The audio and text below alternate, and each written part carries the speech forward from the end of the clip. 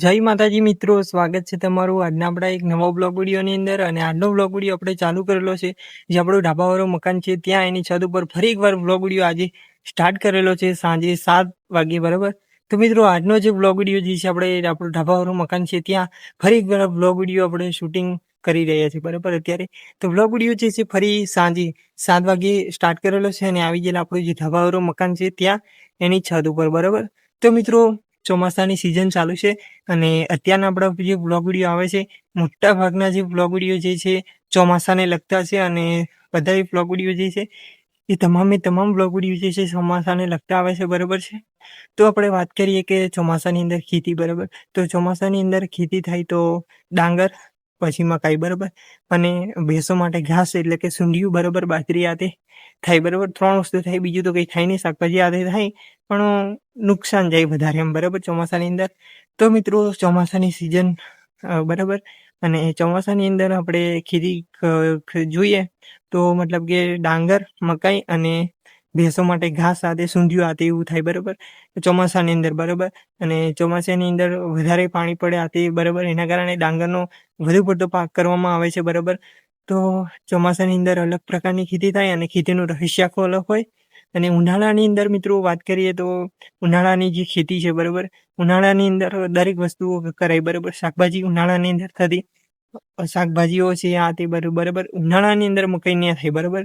અને ઉનાળાની અંદર આપણે પાણીની સગવડ હોય બરાબર, મતલબ કે ચોમાસાની અંદર બરાબર પાણીનો સંગ્રહ કરવામાં આવે જેથી કરીને ચેકડેમ છે, નદીઓ જે છે એની અંદર બંધ બાંધવામાં આવે છે બરાબર, જેના દ્વારા પાણી અટકી રહે અને એ જે પાણી છે એ ઉનાળાની અંદર સમયની અંદર કામ લાગે બરાબર.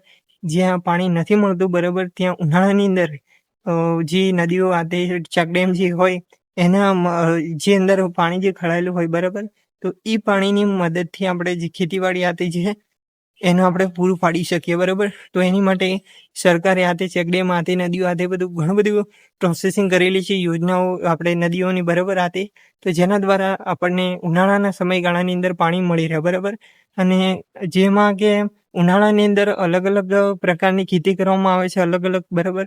તો ઉનાળાની અંદર પણ અલગ ખેતી કરવામાં આવે અને ચોમાસાની અંદર પણ અલગ ખેતી કરવામાં આવે અને શિયાળાની અંદર પણ અલગ અલગ ખેતી કરવામાં આવે બરાબર. તો શિયાળાની અંદર આપણે વાત કરવા જઈએ તો શિયાળાની અંદર ઘઉં થાય, અલગ અલગ પ્રકારની શાકભાજી થાય, પછી ઘણું બધું થાય બરાબર. શિયાળાની અંદર મોટા ભાગે બધી જ વસ્તુઓ થાય બરાબર. શિયાળાનો સમય હોય અમુક જે છે એ વસ્તુઓ નથી થતી બરાબર ખેતીની પાકની અંદર. બાકી શાકભાજીની તે આતે છે બરાબર, એ બધું શિયાળાની અંદર ઘણું બધું થાય બરાબર. એટલે કે શિયાળાની અંદર શાકભાજીનો મસ્ત સિઝન ગાળો હોય બરાબર. તો શિયાળાની અંદર મોટા ભાગે શાકભાજીઓની સિઝન ચાલુ હોય બરાબર. તો મિત્રો આપણે ચોમાસાની અંદર વધારે પાણી મળી રહે બરાબર, તો વધારે પાણીવાળા પાકો કરવામાં આવે અને શિયાળાની અંદર શિયાળાના માફક અનુસાર બરાબર એ રીતના ખેતી કરવામાં આવે. અને ઉનાળાની અંદર ઉનાળાને માફક આવી રહે એવી એ રીતના ખેતી કરવામાં આવે અલગ અલગ બરાબર. તો મિત્રો આપણે ચોમાસાની વાત કરી કે ચોમાસામાં ફૂલ પાણીથી થતા પાકો જે છે વધારે પાણી એમની હોય બરાબર, વધારે પાણીથી થતા જે પાકો બરાબર અલગ અલગ હોય. અને ચોમાસાની અંદર અલગ ખેતી કરવામાં આવે અને શિયાળાની અંદર પણ અલગ અલગ, મેં તમને આગળ કીધું કે અલગ અલગ ખેતી કરવામાં આવે અને ઉનાળાની અંદર પણ અલગ અલગ ખેતી કરવામાં આવે બરાબર. તો શિયાળાની અંદર તો આપણને પાણી મળી રહે, પણ ઉનાળાની અંદર ઉનાળાનો જે સમયગાળો ચાલે બરાબર ત્યારે આપણને જે શિયાળાનું જે પાણી છે બરાબર, આપણે જે મતલબ કે પાણી હોય બરાબર આપણા ઘરે બરાબર, તો આતે કુવા આતે બોર બરાબર એ બધું આપણે કરી શકીએ પાણી, તોય છતાં પાણીનું જે તળ જે છે મતલબ કે નીચું જતું રહે તો પાણી આપણને મળી ના શકે બરાબર કદાચ. તો પાણીનો ઉપયોગ ઘણા ખરા જે વિસ્તારોની અંદર બરાબર અછત છે પાણીની બરાબર, તો એવા જે વિસ્તારો જે છે એની અંદર આપણે એવા વિસ્તારોની અંદર બરાબર આવી ચેકડેમ છે, નદીઓ આ તે બધું બરાબર એની સગવડ કરવામાં આવે અને જે ચોમાસાનું જે પાણી છે એનો સંગ્રહ કરવામાં આવે. અને અમુક જગ્યાએ તો રાજસ્થાન આ તે જગ્યાઓ ઉપર તમે જોજો તો મોટા મોટા કુવાઓ જે છે હોજ બનાવેલા હોય બરાબર. તો પછી પાણીનો સંગ્રહ કરવામાં આવે અને ઉનાળા જેવા સમયગાળાની અંદર એનો સદુપયોગ કરવામાં આવે છે બરાબર.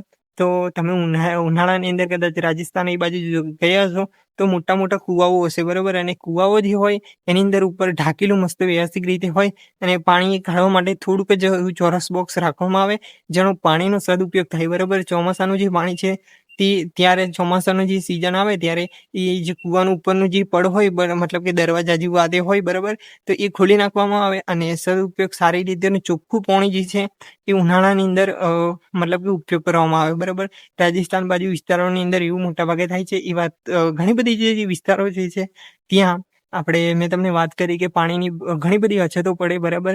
તો ચોમાસાની અંદર જે પાણી જે છે આવે છે, બરાબર, વરસાદનું, તેનો સંગ્રહ કરવામાં આવે અને પાણીનો સંગ્રહ કરીને ચેક ડેમ જે છે આ તે નદીઓ, બરાબર, એને દ્વારા પાણીનો જે સંગ્રહ કરીને ખેતી કરવામાં આવે છે, બરાબર. અલગ અલગ સમયગાળાની અંદર ચોમાસાની અંદર તો મળી રહે પાણી, શિયાળાની અંદર અને ઉનાળાની અંદર ખાસ.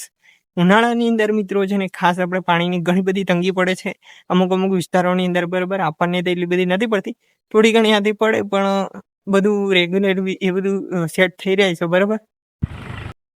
અને મિત્રો આપણે દરેક સમયગાળાની અંદર, બરાબર, ઉનાળો હોય, શિયાળો હોય કે ચાહે આપણે ચોમાસું હોય, બરાબર, જે ખેતી કરવામાં આવે છે ત્યારે અલગ અલગ આપણે ઉનાળાની વાત કરીએ તો મતલબ કે શિયાળે, ચોમાસું અને ઉનાળાની વાત કરીએ તો અલગ અલગ રીતે ખેતી કરવામાં આવે. અને ઉનાળાની વાત કરવા જઈએ તો ઉનાળાની અંદર મિત્રો છે ને આપણને ખાસ કે ઉનાળાની અંદર છે ને પાણીની ઘણી બધી તકલીફ પડે, એટલે કે ઓછા પાણીની અંદર થતા જે પાકો જે છે એ ઉનાળાની અંદર કરવામાં આવે છે, ખેતી કરવામાં આવે, બરાબર. ઉનાળાની અંદર ઓછી ગુણવત્તાવાળા અને ઓછા પાણીવાળા, બરાબર, ઓછું પાણી મળી રહે અને પાક પણ સારો એવો થાય એવા પાકો કરવામાં આવે છે ઉનાળાની અંદર સમયગાળાની અંદર, બરાબર છે. અને ઉનાળાની અંદર જે પાણીની ઘણી બધી તકલીફ પડે એ રીતના આપણે અમુક જે વિસ્તારો છે એની અંદર એ રીતના ખેતી કરવામાં આવે છે. અને આપણને આ બાજુ તો એવું નથી, બરાબર. આ તો મહેનત થયું કે બ્લોગ વિડીયો આપણે મિત્રો શૂટિંગ કરીએ જેથી નવા ચાહક મિત્રો જે છે તથા મારા જે તમામ જે ચાહક મિત્રો છે એમને કંઈક નવું શીખવા મળે મારા બ્લોગ વિડીયો જોઈને, બરાબર છે. તો મિત્રો બિયારણો જે છે, બરાબર, આ તે અલગ અલગ ખેતીના તે, બરાબર, બિયારણો જે છે શાકભાજી આ તે બધાના, બરાબર, મકાઈ હોય, ઘઉં હોય કે ડાંગર હોય, બધાના બિયારણો અલગ અલગ હોય છે, બરાબર. તો ઊંચી ગુણવત્તાવાળા અને ઊંચાઈવાળા અને વધારે ભાવવાળા અને ઓછા ભાવવાળા દરેક પ્રકારના બિયારણો મળે છે, જેમાં ક્વોલિટીમાં ફેરફાર હોય, બરાબર. વધારે ભાવવાળા બિયારણો અમુક વાર સારા પણ નથી આવતા અને અમુક વાર સારા આવે છે. અને અમુક જે બિયારણો જે છે ઓછા ભાવવાળા, બરાબર, એમાં સારા અને વ્યવસ્થિત હોય છે અને અમુક વાર તો સાવ નિહારા હોય, બરાબર. એટલે બિયારણો જે છે એમાં પણ આપણે ખેડૂત મિત્રો જે છે, ખેડૂતો જે છે એ ઘણી વાર છેતરાઈ જાય છે, બરાબર. તો અનુભવ વગર થોડું આ તે થાય એટલે ખેડૂત મિત્રો તો નવું બિયારણ આવે એટલે નવું કંઈક કરે, બરાબર. તો નવું બિયારણ જોઈને નવું કંઈક કરવા માંગે તો એમાં છેતરાઈ જાય છે. તો અનુભવ લેવો જરૂરી છે. તો તોય છતાં પણ છેતરાઈ જાય છે. અને ખેતી જે છે મિત્રો એ અલગ અલગ સિઝન મેં તમને કીધું કે ઉનાળો, ચોમાસું અને શિયાળાના સમયગાળાની અંદર જેવી રીતે પાણીની સગવડ થાય એ રીતના પાક કરવામાં આવે. અને બિયારણનો જે છે એ રીતના બિયારણો પણ અલગ અલગ રીતે ઓછા ભાવવાળા અને મોંઘા ભાવવાળા વાપરવામાં આવે છે, બરાબર. તો બિયારણની અંદર પણ છિદ્રાઈ નહીં જાય એનું ખાસ ધ્યાન રાખવું, બરાબર. અને અમુક વાર દવાઓ આ તે છંટાય છે, બરાબર. અને એનું બધું ખાસ ધ્યાન રાખવું મિત્રો, બરાબર. હું કોઈનો વિરોધ નથી કરતો, પણ આ તે બધું બિયારણો આ તે છે એમાં સારો પણ બિયારણો હોય અને વ્યવસ્થિત પણ હોય. આપણે બિયારણનો કોઈ ફેરફાર નથી કરતા, આપણે પણ ખેડૂત છીએ, બરાબર છે. તો મિત્રો મેં તમને વાત કરી કે ખેતીનું રહસ્ય આખું અલગ જ છે, બરાબર. તો જે ખેતરમાં ખેતી કરે એને ખબર પડે કેવું થાય, બરાબર. આપણે બધા જ ખેડૂત છે, આપણને બધું જ ખબર છે, આપણા બાપ દાદાઓ પણ ખેડૂત હતા, બરાબર.